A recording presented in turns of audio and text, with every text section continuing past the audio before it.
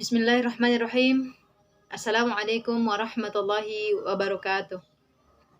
Perkenalkan, nama saya Aryani, NIM 193300031, Program Studi Manajemen Dakwah, Fakultas Usuluddin Adab dan Dakwah, Institut Agama Islam Negeri Parepare.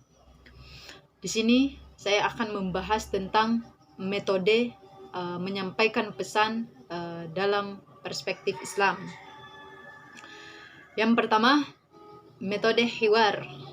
Metode hiwar adalah salah satu metode dalam komunikasi yang sangat efektif untuk mencari solusi dari perbedaan-perbedaan yang tidak bisa dihindarkan.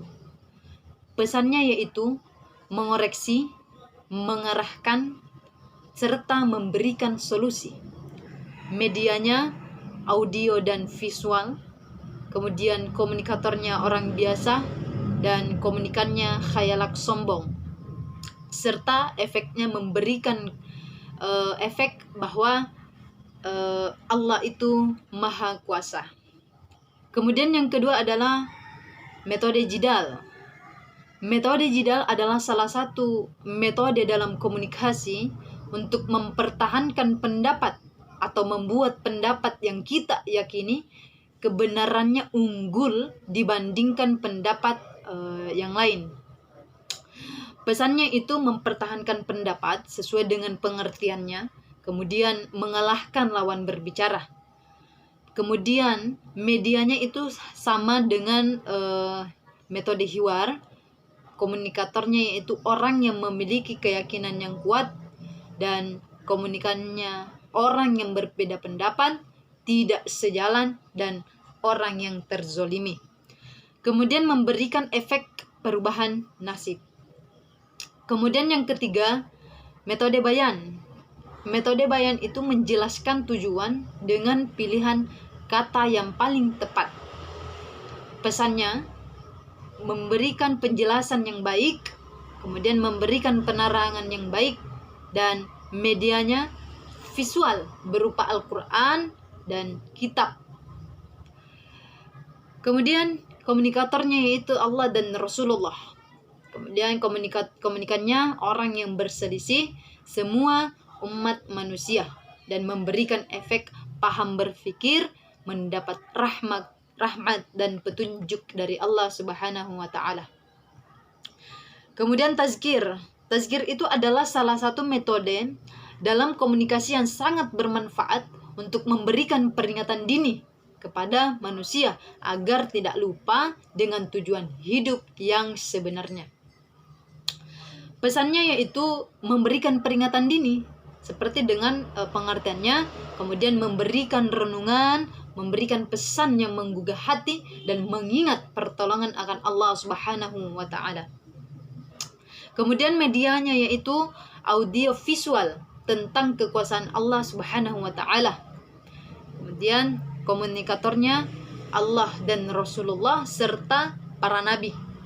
Dan komunikannya yaitu orang yang memperolok-olok agama, orang yang lupa, orang yang tertindas dan ulul albab, serta orang yang bersyukur dan orang yang bertambah usianya. Efeknya itu memberikan penyesalan ya. Efeknya memberikan penyesalan. Kemudian tablik. Yang kelima, metode yang kelima itu adalah tablik. Itu merupakan salah satu upaya dari seorang pembicara atau pemberi isyarat untuk menyampaikan pesan atau maksud kepada pendengar atau yang diajak berkomunikasi. Pesannya yaitu ya menyampaikan pesan tanpa direduksi. Medianya audio, visual, dan video. Kemudian komunikatornya Rasulullah, dan komunikannya semua umat manusia yang ada di muka bumi ini, dan efeknya mendapat petunjuk dari Allah Subhanahu wa taala. Kemudian metode tafsir.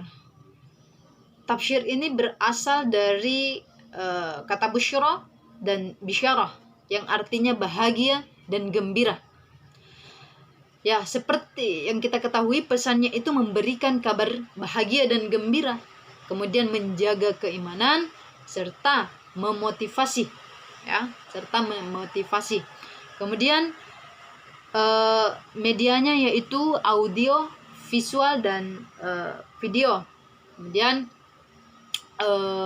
komunikatornya mubashir, membawa berita gembira, dan komunikannya bagi orang yang sukses, kemudian orang yang gagal, serta orang yang sombong.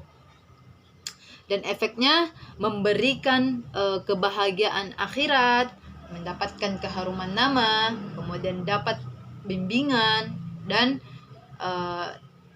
mendapat kemudahan saat nyawanya dicabut, serta menjatuhkan mental orang yang sombong. Kemudian metode inzar. Metode inzar adalah salah satu metode yang menumbuhkan rasa takut ke dalam hati manusia. Pesannya yaitu pesan yang menakut-nakuti tentang neraka dan azab Allah Subhanahu wa taala. Kemudian pesannya juga bersifat mengingatkan. Pesannya, medianya yaitu audio, visual, kemudian video tentang kisah umat sebelum Nabi Muhammad yang telah dibinasakan oleh Allah Subhanahu wa taala. Kemudian komunikatornya yaitu munzir. Munzir atau orang yang memberi peringatan. Dan komunikannya orang cinta dunia dan lalai mempersiapkan masa depan menuju akhirat. Efeknya menumbuhkan kesadaran tidak mengulangi perbuatan buruk itu lagi. Kemudian metode ta'aruf. Nah, metode ta'aruf yaitu saling kenal mengenal. Jadi pesannya saling kenal mengenal dan saling bertukar informasi, dan medianya audio, visual, dan video. Kemudian komunikatornya setiap orang membutuhkan orang lain. Jadi tanpa adanya orang lain kita tidak bisa saling kenal mengenal. Kemudian komunikannya yaitu setiap orang, dan efeknya yaitu takwa. Kemudian metode selanjutnya itu metode yang ke-9 yaitu tawasyi. Tawasyi merupakan nama lain daripada wasiat yang artinya bersambung. Tawasyi itu adalah merupakan salah satu bentuk komunikasi yang menghubungkan orang-orang khusus sehingga terjalin suasana hati yang lebih dekat dan akrab.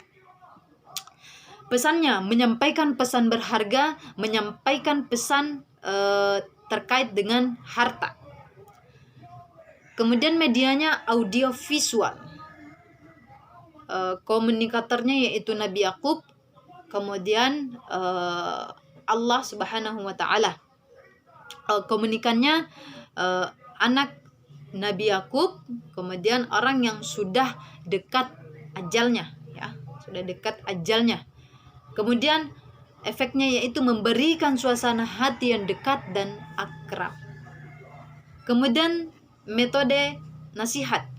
Metode yang ke-10 adalah metode nasihat, yaitu merupakan salah satu bentuk komunikasi yang berdampak positif buat yang memberikan nasihat maupun yang diberi nasihat. Pesannya yaitu memberikan pesan kebaikan dan larangan serta mencegah kerusakan. Medianya yaitu suasana keakraban dan kecintaan perasaan senasib. Komunikatornya dan komunikannya itu tidak ada, ya. Jadi semuanya.